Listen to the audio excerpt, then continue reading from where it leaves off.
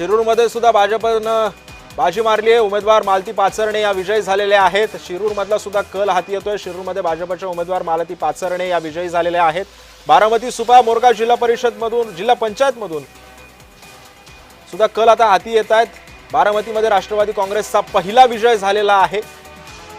बारामतीमधून हे कल आता हाती यायला सुरुवात झालेली आहे। लातूरमधल्या पानगाव गणामध्ये मनसेच्या श्रीदेवी गालफाडे या विजयी झालेल्या आहेत। मनसेनं लातूरमध्ये खातं उघडलंय। 2 उमेदवार त्यांचे विजय झालेले आहेत। लातूरच्या पानगाव गणामधून श्रीदेवी गालफाडे या विजयी झालेल्या आहेत।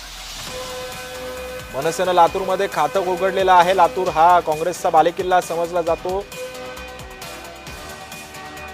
ढोकी पंचायत समितीमधून ठाकरे गटाचे अमर समुद्रे अवघ्या 1 मतानं विजयी झालेले आहेत।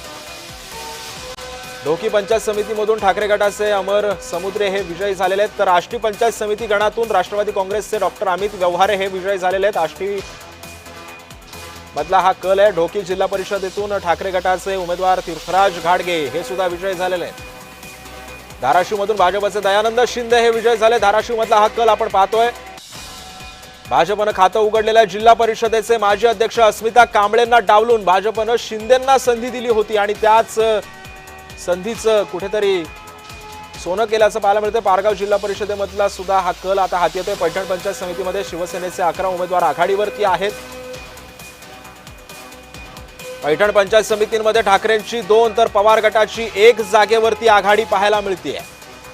पैठण पंचायत समितीमधून सध्या कल हाती येऊ लागले। छत्रपती संभाजीनगर फरदापूर जिल्हा परिषद गटातून माहीन इद्रिस मुलतानी हे विजय झालेले आहेत। तर छत्रपती संभाजीनगरच्या फरदापूर